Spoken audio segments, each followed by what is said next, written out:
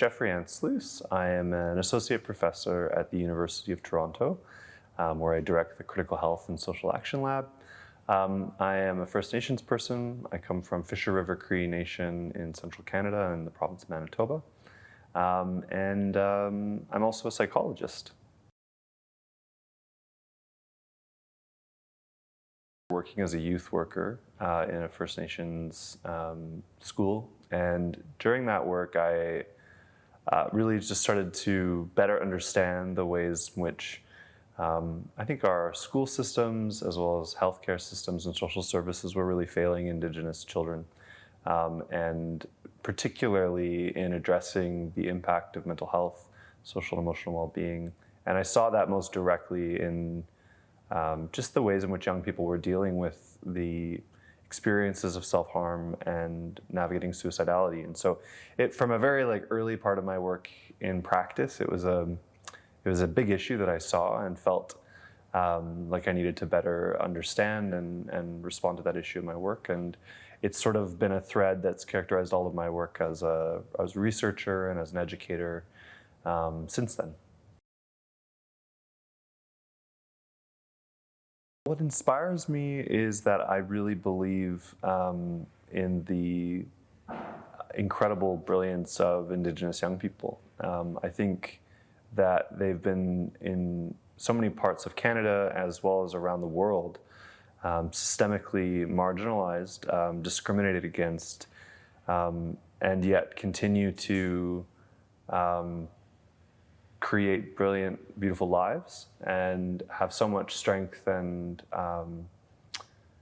things that the world needs, things that we can learn together from. And so young people are really like the heart of what I do, and I really want to see a world that is more just and is more caring of them.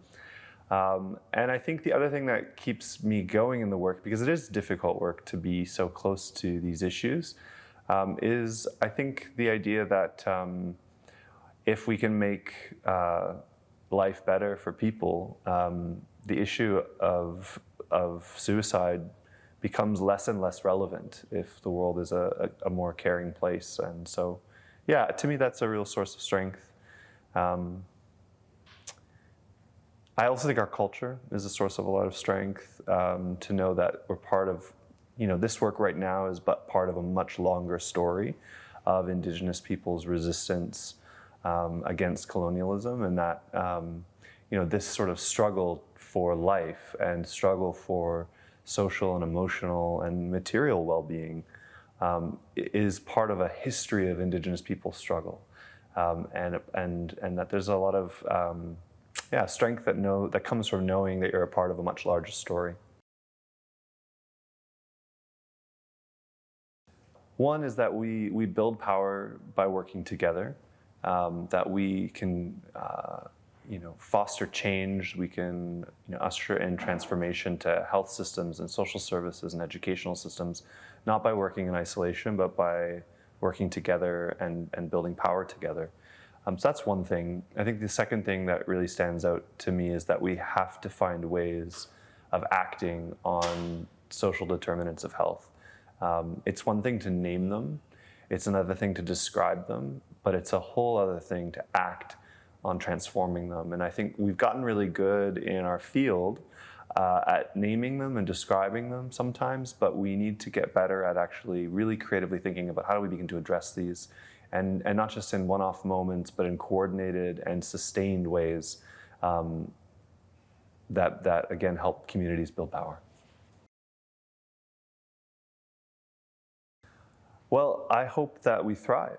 I hope that we are laying the groundwork for generations of Indigenous people to live in a thriving society and in a thriving planet, both of which are at stake right now. I hope that Indigenous peoples are strengthened and nourished by the work that we do to make a stronger, healthier society that is fairer, that is protective of the rights of Indigenous peoples, Indigenous children, youth, and families, and that also is protective of the land, that is protective of country, that helps us see that our health is actually connected to the health of the planet, and that we can't have well-being, we can't have health without living in a world that can sustain our lives, and that relationship is really key. So yeah, I think in the future,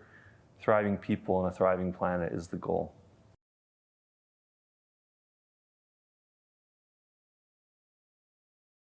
Cultural connection is such an important and complicated concept, or a complex concept in terms of the promotion of social and emotional well-being, because it impacts in so many different dimensions. You know, at the surface, we have to always remember that what colonialism has done in Australia and around the world is it's produced a discontinuity, a disconnection, and an alienation for many Indigenous people and their communities, languages, customs, ceremonies, and culture. And that is important because it's had impacts on our family systems, it's had impacts on our access to resources that are important for sustaining health. And so connection to culture is about redressing that violence. It's about trying to right that wrong, or as best as we can, recover from that wrong, heal from that violence. And that's really important. It's important for us to think then about as educational and health and social service providers to try to make context of our services more culturally safe, inclusive, reflective of a diverse range of experiences and ways of understanding the world, ways of understanding what's happening that's challenging our lives, and ways of healing. But culture is also about, we spoke different languages, we practiced different ways of governing because we were different nations. We were and remain and always will be First Nations people. And so cultural connection and ensuring that we're producing connection to culture is actually about strengthening Indigenous people's power, power to self-determine over our own lives and communities.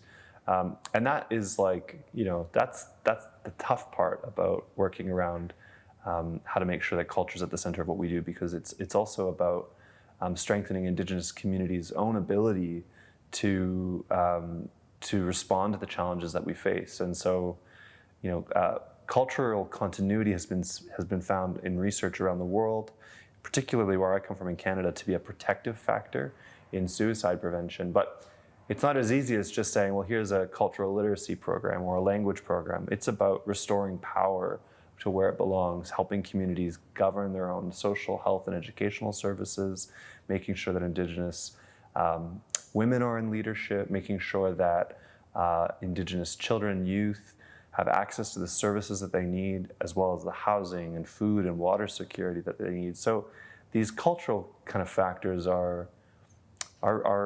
they implicate a lot. They ask us to become advocates for change, and to work at actually building that change is a long-term commitment. It's not a quick fix, and it's going to look different in each context.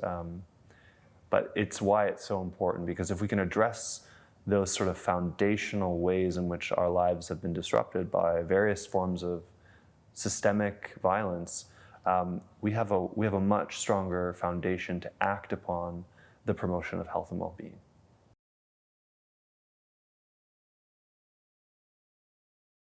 I mean, that connection to country, this sort of land and water-based and air-based connections are, at the core, we for many Indigenous people, view ourselves not at the top of that equation, which is often how human beings in Western society are taught to see themselves, as over nature. But really, we invert that and see ourselves as our lives only exist at the generosity and hospitality of the world in which we live. That we can't live without clean water, we can't live without unpolluted air, we can't live without land that isn't toxic. So our care for the planet, our relationships to the stories of our land, and here across across Australia, songlines are one way of talking about this relationship to place. It's so vitally important, because if we fail to take care of these spaces, we can't actually live. And so the project of suicide prevention becomes irrelevant if we don't have a planet that's stable and healthy. But also, Indigenous peoples' lands remain a target of colonization. They are the places that are most on the front-facing edges of environmental racism, where Indigenous peoples are struggling for basic environmental protection. The places where Indigenous people live and our relationships and responsibilities to those places are under siege. And so I think, the relationship to mental health and well-being and specifically projects of suicide prevention, the relationship of these things to country are not abstract only. They're not just sort of like ideas, but they're really, these are planetary or environmental determinants of health and well-being, whether or not you have clean water or food security or,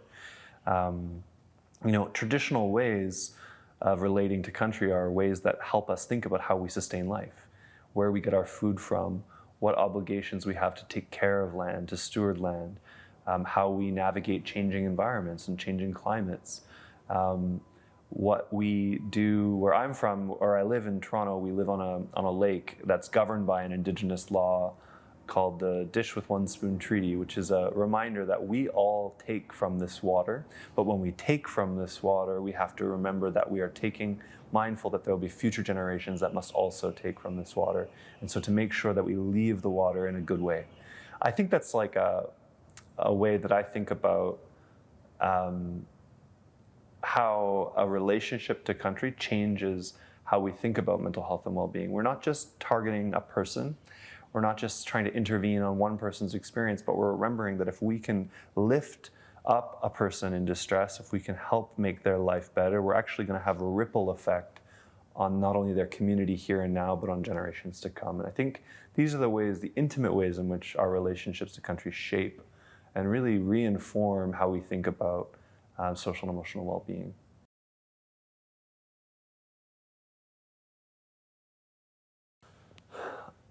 There's so many things that are important, but,